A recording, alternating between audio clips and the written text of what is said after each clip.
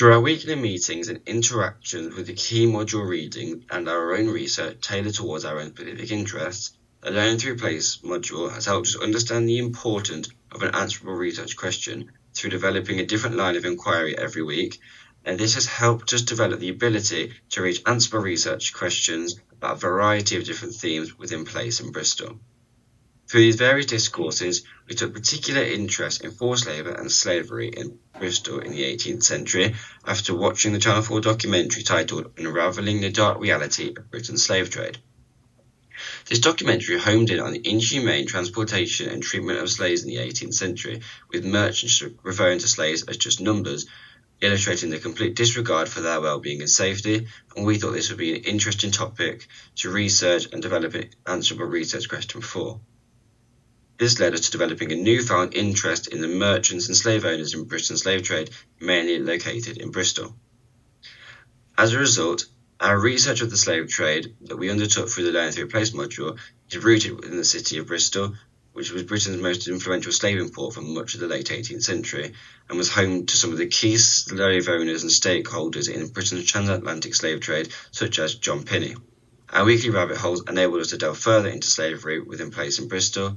It is important to appreciate that our research is rooted within the city of Bristol, as established by Paul Adams, who proposes that what happens in Place is part and parcel of Place, both materially and conceptually. After watching the documentary, we were particularly interested in the key stakeholders in the transatlantic slave trade in Bristol, and as such began further research into the role of John Prenter Pinney.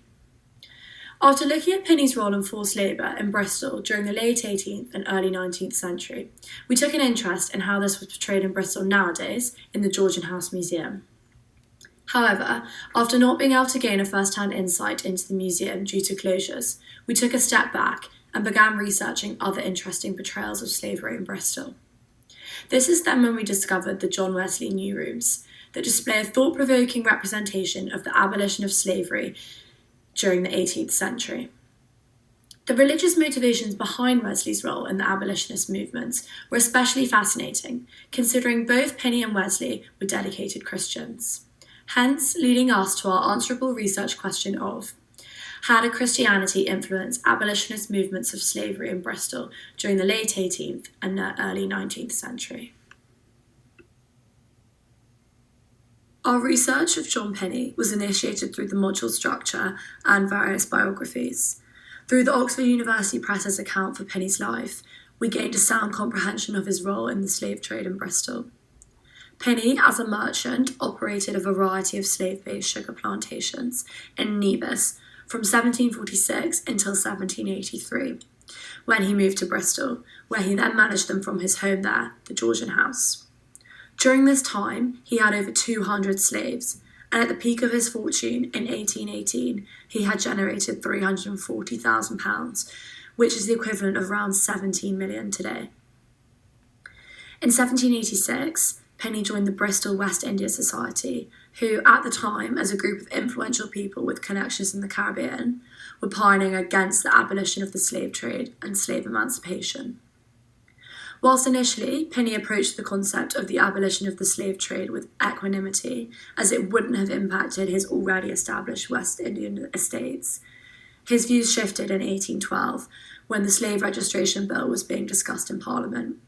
He had then decided that this movement could in fact impact the economy of his sugar plantations, and therefore posed a threat to his business.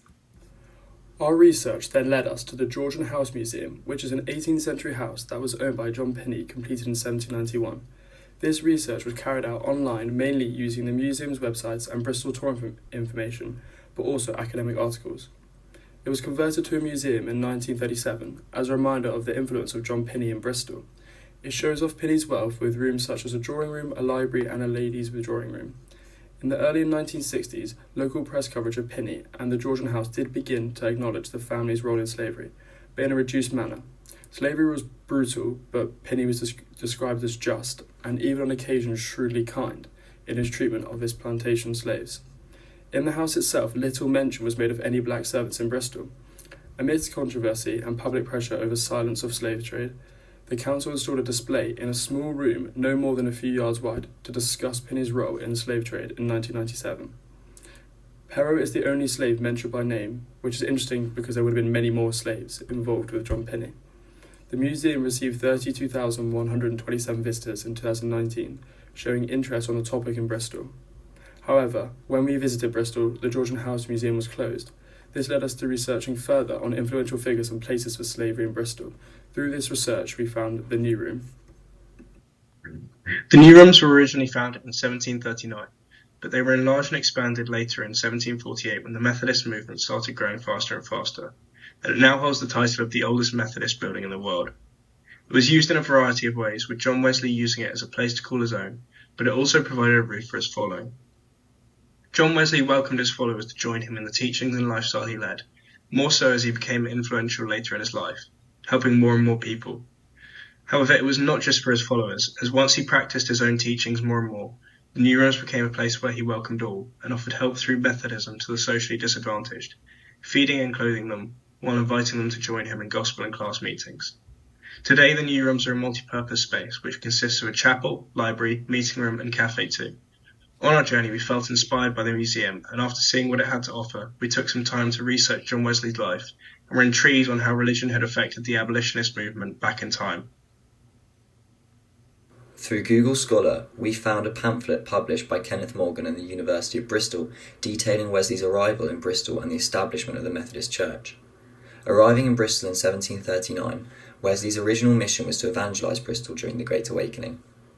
Wesley's rise in popularity came from his open-air preaching in and around the Bristol area, in places such as the Brickyard of St Philip's Marsh, Lawrence Hill and Radcliffe Hill. His teachings focus on equality, freedom and salvation, which can be seen in his teaching of St Luke's Gospel. This made him popular among lower working classes. When referring back to Paul Adams' definition of place, we can see that Wesley and his teaching became part and parcel of these places in Bristol. For Wesley, the open-air nature of his teachings meant he could connect with a wider audience, and for his followers, these once spaces became places where they could connect as a community and have hope. The nature of Wesley's teaching led us to follow the rabbit hole further and see if Wesley expressed his opinions on slavery in Bristol. Professor links John Wesley to slavery and abolition in her book Slavery Obscured. She highlights how Wesley became more involved in teachings on freedom and anti-slavery, and by 1774 Wesley wrote tracts against slavery. This led us to our next bunny hop in our line of inquiry of how Wesley influenced views of abolition in Bristol.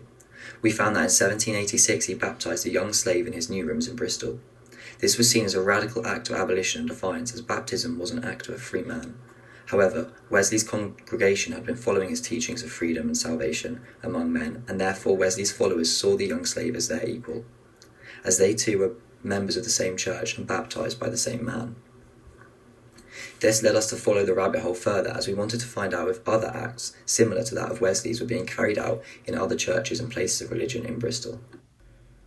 Religion and abolition in Bristol were partially intertwined. Of the members of Bristol's Abolition Committee in January 1788, there were 4 reverends and the Dean of Broadmead Baptists.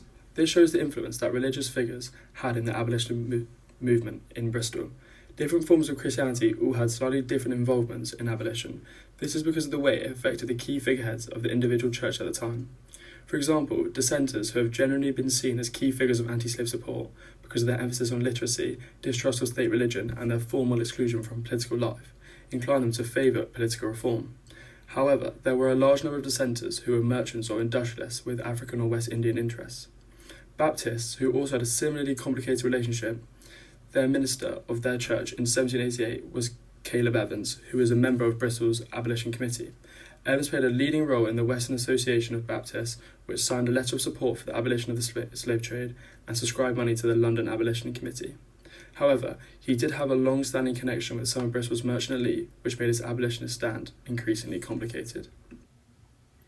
Through this module, with the support of the Bristol Field Class, we have followed a specific line of inquiry. Starting at the initial definition of place, our forced labour rabbit hole journey then considered the stakeholders in Bristol in the transatlantic slave trade. Through further research and engagement in a variety of discourses, we considered the role that religion played in this, and how that was represented in museums in Bristol.